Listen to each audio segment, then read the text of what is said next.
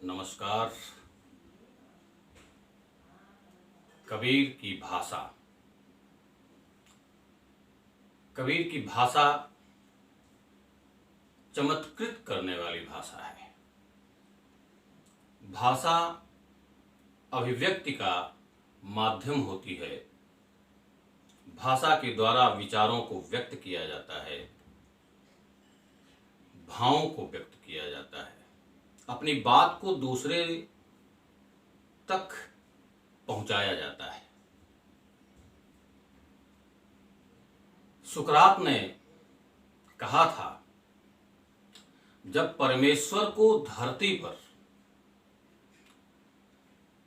जीवों से वार्तालाप करना होता है तो वह कवियों की वाणी के माध्यम से बोलता है। वह अपना दिव्य संदेश कवि के दिव्य शब्दों में देता है। सुकरात का यह कथन कुछ कवियों पर लागू होता है और कबीर उन कवियों में शीर्ष पर है। कबीर अद्भुत प्रतिभा संपन्न व्यक्ति थे। अक्षर ज्ञान से सर्वथा शून्य होते हुए भी कबीर भाव, विचार और साधना की जिस ऊंचाई तक पहुंचे हैं वह अद्भुत है। वह जिस प्रकार की भाषा का प्रयोग करते हैं वह केवल हमारे मस्तिष्क को ही नहीं झंझनाता, उसमें ही वह झंकार नहीं पैदा करता है, अपितु कल्पना चक्षुओं के समक्ष पूरी की पूरी स्थिति को जो कबीर कहना चाहते हैं ऐसा लगता है कि वह भाषा साकार कर देती है। सामान्य बात को इतने प्रभावशाली ढंग से कबीर कहते हैं कि वह सीधे सीधे हृदय तक पहुंचती है। ऐसा यह संसार है, जैसा सेमर फूल दिन दस के व्यवहार थे, झूठे रंग न भूल। आप देखें कितनी सामान्य भाषा में कितनी बड़ी बात कबीर कह देते हैं। यह भाषा का चमत्कार बहुत कम कवियों में देखने में मिलता है, नहीं मिलता है। क्यों नहीं मिलता है ये आगे आपको समझ में आ जाएगा। कबीर की भाषा में भावों को व्यक्त करने की असाधारण शक्ति है। काव्य शास्त्र और व्याकरण का अध्ययन कबीर ने नहीं किया था, उसके बाद भी उन्होंने भाषा पर जो अद्भुत अधिकार प्राप्त कर लिया था वह अनूठा है। कविता करना कबीर का उद्देश्य नहीं था और अपनी बात को कहने के लिए मात्र वे कविता का सहारा लेते थे। गीतात्मकता, गीत गाना, गाना गाना देश शब्दों में कहा जाए तो भारत की परंपरा रही है और भारत में अपनी बात को पहुंचाने के लिए गीत सबसे बेहतर माध्यम रहा है। इसलिए कबीर ने अपने उपदेशों को गीत के माध्यम से, साखी शब्द रमैनी के माध्यम से कहा, काव्य के माध्यम से कहा, बाद में उसे कविता मान लिया गया। कबीर की भाषाओं में विभिन्न भाषाओं के अनेक लोक भाषाओं के शब्द मिलते हैं। उसका कारण रहा है कि कबीर घुमक्कड़ी प्रवृत्ति के थे। रामचंद्र शुक्ल ने, आचार्य रामचंद्र शुक्ल ने कबीर की भाषा को सधुक्कड़ी भाषा कहा है। सधुक्कड़ी अर्थात राजस्थानी,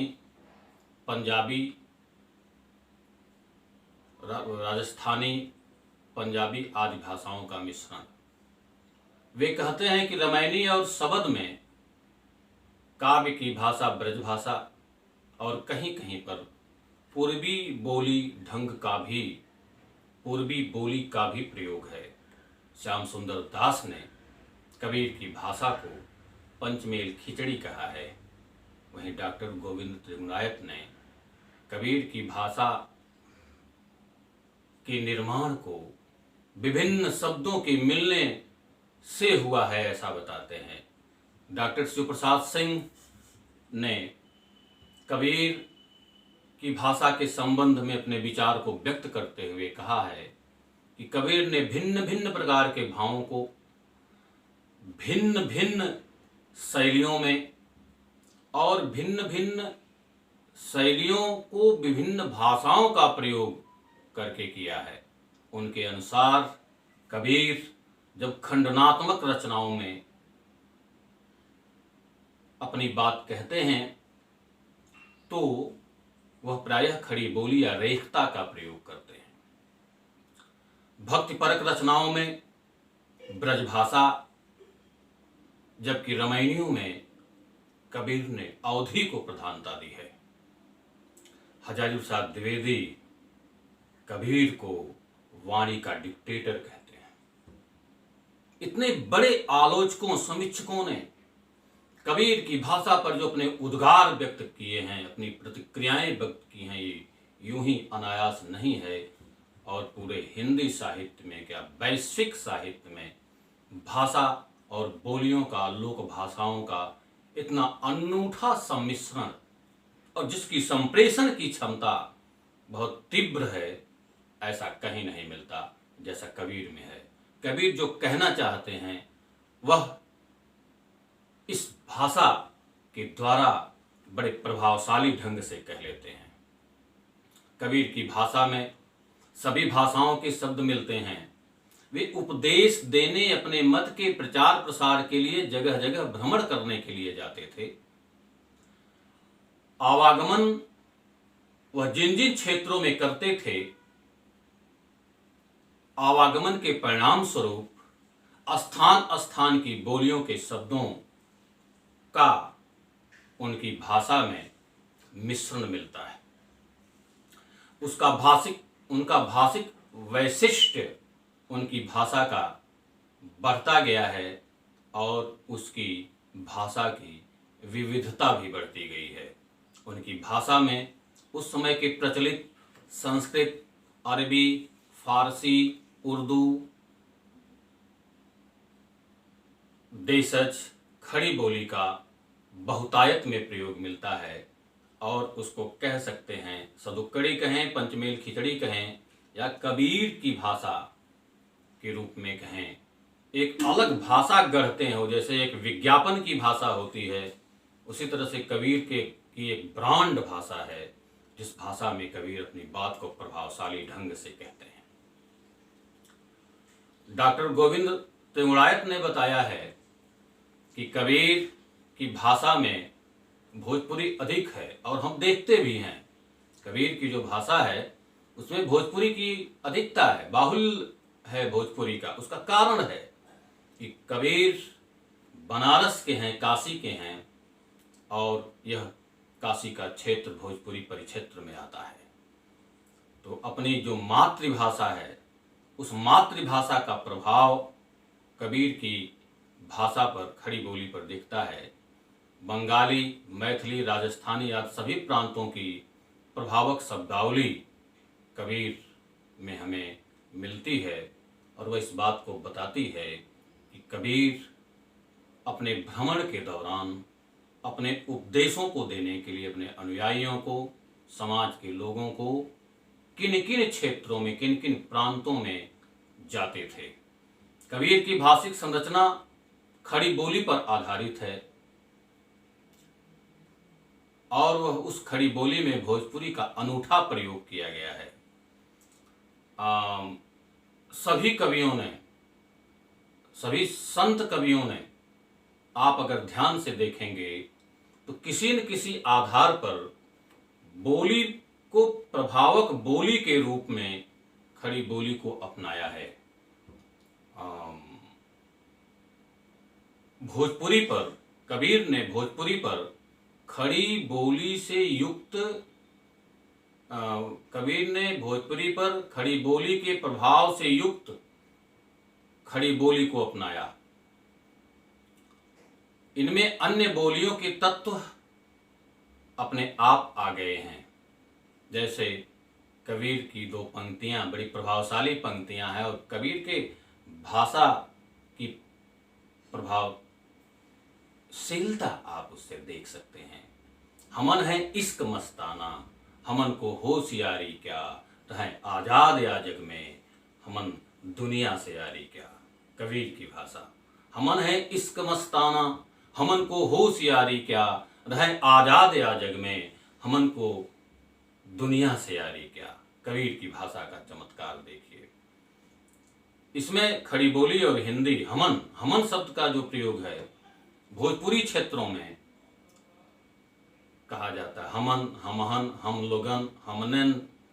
तो कबीर हमन शब्द का प्रयोग करते हैं, और इस प्रकार से भोजपुरी और फारसी और खड़ी बोली का इतना अनूठा प्रयोग हिंदी साहित्य के इतिहास में किसी भी कवि में इतना प्रभावशाली प्रयोग, बात को दिल तक छू लेने वाली स्थिति पैदा करने वाली भाषा का जो चमत्कार है, जो प्रभाव है, हमें दिखाई नहीं देता। संत कवियों में अगर हम दादू को देखते हैं तो दादू एक ऐसे कवि रहे हैं जिनकी खड़ी बोली में हमें गुजराती का प्रभाव दिखाई पड़ता है। उसी प्रकार से संत कबीर के ऊपर वे जहाँ जहाँ भी जाते हैं, जिन जिन प्रतीकों को अपनाते हैं समझाने के लिए, उपदेश देने के लिए, उन प्रतीकों का असर उनकी भाषा पर पड़ता है। कबीर ने अपनी दार्शनिक मान्यताओं, साधना पद्धतियों, वैचारिक आधारों को जहाँ जहाँ से भी ग्रहण किया है, वहाँ वहाँ के प्रचलित प्रतीक विधान कबीर के साहित्य में हमें, और वह वे शब्द वैसे ही हमें कबीर के रचनाओं में देखने को मिलते हैं। उदाहरण के लिए साधनात्मक रहस्यवाद से संबंधित जो प्रतीक नाथ पंथ में हैं, वे सब कबीर में हमें वैसे दिखाई देते हैं। उलट बांसियों को हम कबीर की भाषा में देखते हैं तो वो नाथपंथियों की तरह से ही उलट बांसियाँ हमें कबीर में दिखाई देती हैं। सिद्ध साहित्य, नाथ साहित्य, वैष्णव साहित्य, वैष्णव काव्य, महाराष्ट्र का जो नामदेव का जो प्रभाव है, नामदेव बड़े संत थे महाराष्ट्र के, उनका प्रभाव हमें कबीर पर दिखाई देता है। सूफी मत का प्रभाव दिखाई देता है कबीर पर। तो इस प्रकार से कबीर की भाषा इन सबसे निर्मित है। एक तरह से देखें तो संपूर्ण भारतीय संस्कृति का जैसे प्रतिनिधित्व करती हुई सी कबीर की भाषा चलती है, और कबीर जैसे भारत की भाषाओं के अग्रदूत हैं। संपूर्ण समाज को समझाने के लिए जिस भाषा का कबीर प्रयोग करते हैं, वो हम सबकी अपनी मिश्रित भाषा है, एक बहुप्रचलित भाषा है, और वह भाषा बहुत ही लोकप्रिय है। कबीर की भाषा की जबरदस्त सामाजिक पकड़ है, सामाजिक क्षमता है। ऐसा किसी भी कवि में नहीं मिलता। उनकी भाषा का रूप विषय, व्यक्ति और भावों के अनुरूप है। जैसा विषय हो, जैसे भाव हों, जैसा व्यक्ति हो, जैसा समुदाय हो, जिन लोगों को संबोधित करना है, जिन लोगों के लिए जो बात कहनी है, उसी प्रकार की भाषा का कबीर प्रयोग करते हैं। ऐसा आप हिंदी साहित्य में किसी भी कवि को नहीं पाएंगे। और हिंदी विश्व साहित्य की तो मुझे बहुत ज़्यादा जानकारी नहीं है, लेकिन वैश्विक मेरा दावा है कि इस पे बातचीत की जा सकती है कि वैश्विक साहित्य में भी संत कबीर इतनी अनूठी भाषा किसी की भी नहीं है। कबीर कहते हैं, चली मैं खोज में पिए की, मिटी नहीं सोच यह जिए की। चली मैं खोज में पिए की, मिटी नहीं सोच यह जिए की। रहे नित पास ही मेरे, न पहुंचा न पाऊं यार को हेरे। विकल चहूँ और को धाऊं, तबे नहीं कंत को पाऊं। धरों वहीं भांति सो धीरा, धरों कहीं भांति सो धीरा, तबहि नहीं कंत को पाऊं। धरों कहीं भांति मैं धीरा, गयो गिर हाथ से हीरा। फटी जब मैन को झाई, लख्यो तब गगन में साई। कबीर शब्द कही त्रासा, नयन में यार को वासा। तो कबीर की भाषा ये देखिए, जैसे सूफी अंदाज इसमें से निकलता है। भोजपुरी के साथ साथ सूफी का प्रभाव, इतनी प्रभावशाली भाषा है कबीर की। और कबीर अपनी बात जिस तरह के व्यक्ति या मत के संबंध में कहते हैं, तदनुकूल भाषा का प्रयोग करते हैं। ये कबीर की सबसे बड़ी विशेषता है। जैसे पंथियों को, कट्टरपंथियों को वे खड़ी बोली में जैसे कहते हैं, अरे इन दो राह न पाई, हिंदू की हिंदुआई, देखे तुर्कन की तुर्काई। कबीर कहते हैं। और कट्टरपंथी मुल्लाओं को ललकारते हुए कहते हैं, काकर पाथर जोरी कर, मस्जिद लई चिनाए, ताचड़ मुल्ला बांग दे, क्या बहरा हुआ खुदाए। ये कबीर की भाषा है। अपनी बात को बड़े प्रभावशाली ढंग से संबंधित लोगों तक पहुंचा देते हैं। और दूसरी तरफ दूसरे समाज के लोगों को संबोधित करते हुए कहते हैं, पाहन पूजें हरि मिलें, तो मैं पूजूं पहाड़, ताते यह चाकी भली, पीस खाए संसार। कबीर एक बीच का रास्ता, एक मध्यम मार्ग। कबीर उपासना के विरोधी नहीं थे, पूजा के विरोधी नहीं थे, लेकिन उपासना पूजा की पद्धतियों, उपासना पूजा के स्थलों को लेकर के जो एक वर्चस्व मध्य युग में मध्ययुगीन शासकों के द्वारा उपस्थित किया गया था, और जिस प्रकार से धर्म को लेकर के, संप्रदाय को लेकर के, पंथ को लेकर के वर्चस्व स्थापित करने का प्रयास किया जा रहा था, और समाज के लोगों के साथ ही अस्पृश्यता वर्ती जा रही थी धर्म के नाम पर, कबीर उसके विरोधी थे। और कबीर उसका एक मार्ग सुझाते हैं और वे लोगों को समझाते हैं। कबीर शब्दों के मूल रूप को अपने मन के मुताबिक बदल करके रख देते हैं। नैना अंदर आव तू, नैन मूंद तो ही ले हूं, मैं ना देखूं और कूं, न तो ही देखन देहूं। ये कबीर की भाषा है।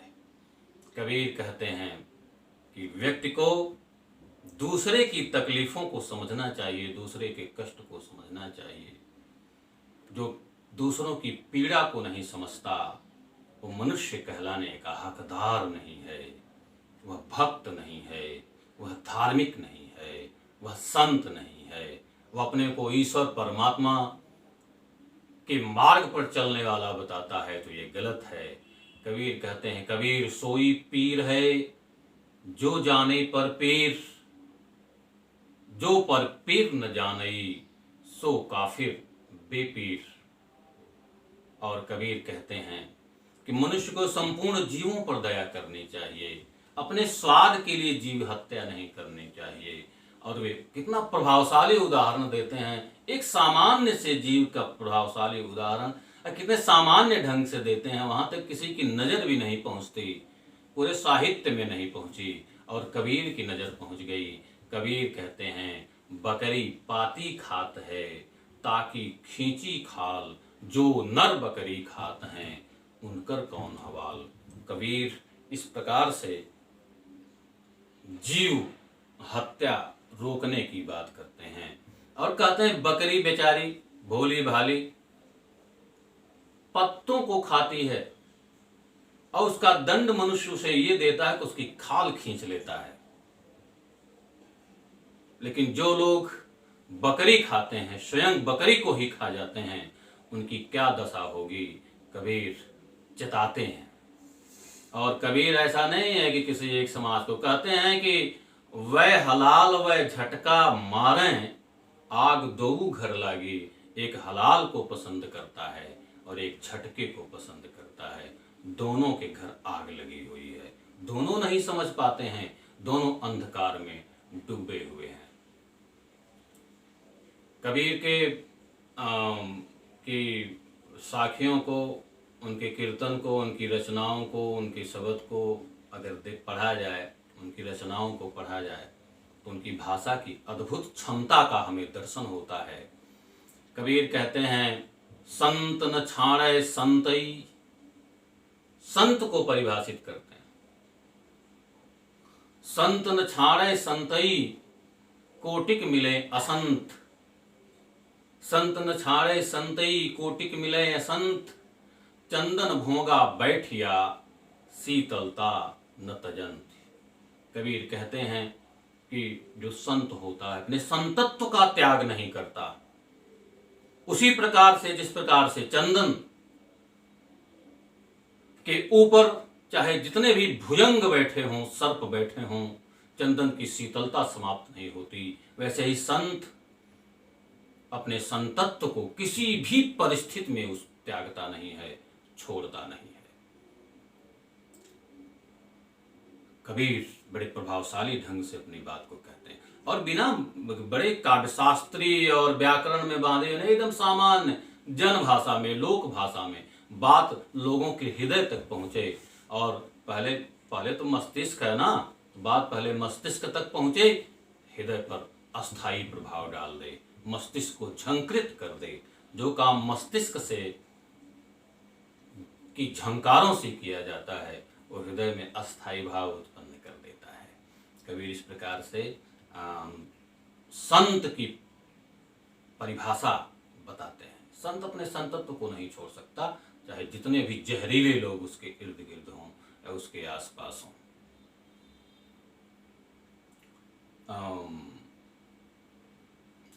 रहीम भी लिखते हैं, चंदन विष व्यापत नहीं, लिपटे रहत भुजंग। कबीर से प्रभावित रहे होंगे। कबीर की भाषा का चमत्कार अगर देखना है तो उसको देखें कबीर के उलटवासियों में। कबीर कहते हैं कि समुंदर लागी आग, नदियां जर कोयला भई, समुंदर लागी आग, नदियां जर कोयला भई, देख कबीरा जाग, मंछी रूसा चढ़ गई। उलटवासी प्रभावशाली ढंग से उलटवासियों से अपनी बात कहते हैं। और एक और उनके उलटवासी बड़ा प्रसिद्ध है, प्रचलित है, गांव में, देहातों में, ग्राम्यवासियों में हम लोग बचपन में कहते रहे हैं, सुनते रहे, एक अचंभा देखा रे भाई। गांव में तो ऐसी उलटवासियां कबीर की कह के पहेली बुझाते हैं, उसका अर्थ पूछते हैं कि इसका अर्थ बताइए। एक अचंभा देखा रे भाई, ठाढ़ा सिंह चरावे गाई, पहले पूत पाछे भई माई, चेला के गुरु लागे पाई। उलटवासी, सब कुछ उलट गया। इसमें बड़े गहरे निहितार्थ हैं। इस प्रकार की उलटवासियां संत काव्य में मिलती हैं और कबीर में तो बड़ी प्रभावशाली उलटवासियां मिलती हैं। कबीर कहते हैं कि जो परमात्मा है, परमात्मा तक पहुंचने का मार्ग कबीर कितने सरल और सहज भाषा में बता देते हैं। लंबा मार्ग दूर घरी, लंबा मार्ग दूर घरी, बिकट पंथ बहुमार, लंबा मार्ग दूर घरी, बिकट पंथ बहुमार, कहूं संतो क्यों पाइए दुर्लभ हरि दीदार, दुर्लभ हरि दीदार।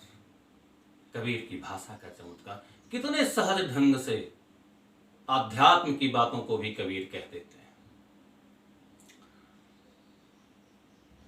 और बहुत ही सहज स्वाभाविक ढंग से कबीर कहते हैं कि उनकी भाषा देखिए कितनी सरल है। ऐसी वाणी बोलिए मन का आपा खोए, औरन को शीतल करे आपो शीतल होए। इतनी सरल ढंग से कितनी बड़ी बात। वाणी के द्वारा ही, वाणी के ही फिसल जाने से बहुत सारे संबंध टूट जाते हैं, खराब हो जाते हैं।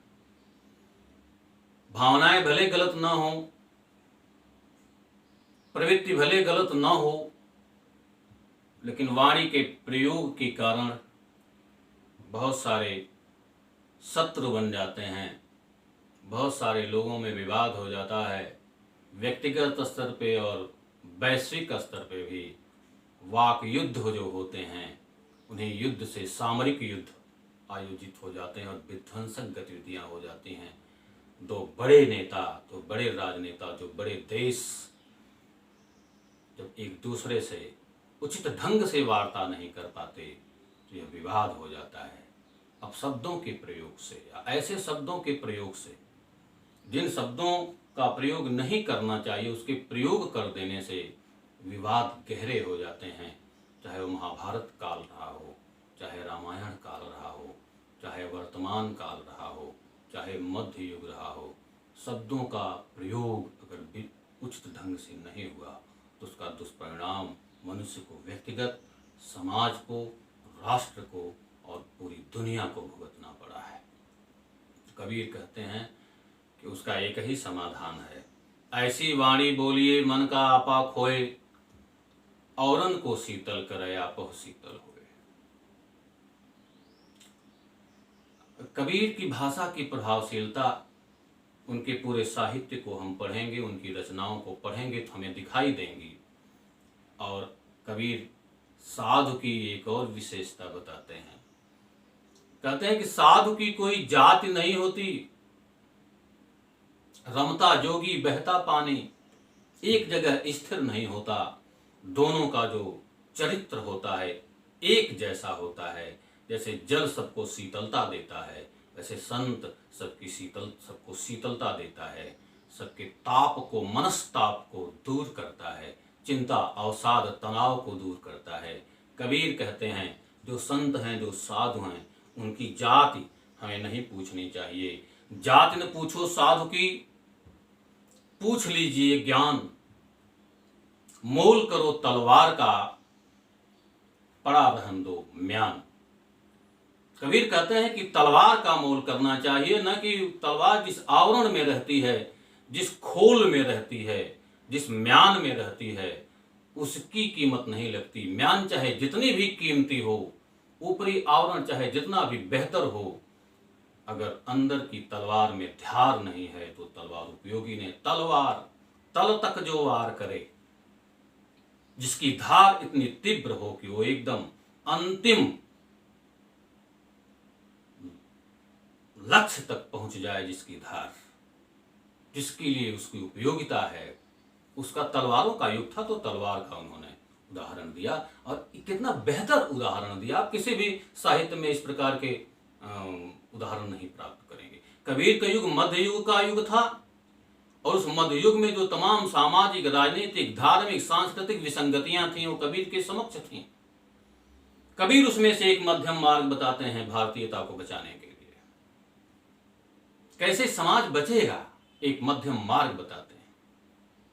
उस समय उनकी युगीन आवश्यकता थी और कबीर आज भी प्रासंगिक हैं।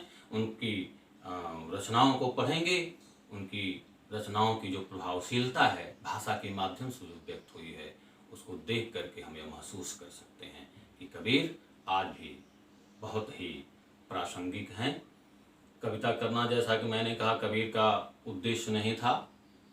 वे समाज के लिए एक बेहतर मार्ग बनाना चाहते थे, एक बेहतर मार्ग दिखाना चाहते थे, एक बीच का रास्ता दिखाना चाहते थे, जिससे समाज मिलजुल करके रहे। एक बड़ा देश, एक बड़ा समाज, एक विभिन्नता वाला समाज, एक वैविध्यपूर्ण समाज को एक बेहतर रास्ता दिखाने की जरूरत थी। जो आपसी लड़ाई झगड़े द्वेष समाज में थे, जिससे समाज कमजोर हो रहा था, उसको एक संदेश देना था कबीर के द्वारा, और बड़ी उपयुक्त भाषा में उन्होंने दिया। जिस बात को जैसे कहनी होती थी कबीर उस भाषा को अपनाते थे। और अंततः मैं आचार्य हजारी प्रसाद द्विवेदी की उस बात का उल्लेख करते हुए अपनी बात को समाप्त करता हूं, जहां द्विवेदी जी कहते हैं कि भाषा पर कबीर का जबरदस्त अधिकार था। वे वाणी के डिक्टेटर थे। जिस बात को उन्होंने जिस रूप में प्रकट करना चाहा, है उसे उसी रूप में उन्होंने भाषा से कहलवा दिया है।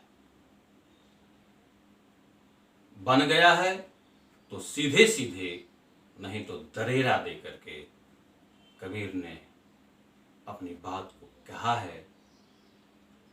इसी के साथ ही कबीर की भाषा पर मैंने जो कुछ कहा आपको समझ में आ गया होगा, और यदि और बेहतर ढंग से समझना चाहते हैं कबीर की रचनाओं को पढ़ें, और कबीर की रचना धर्मिता और उनकी भाषा दोनों को देखें, आप दंग रह जाएंगे।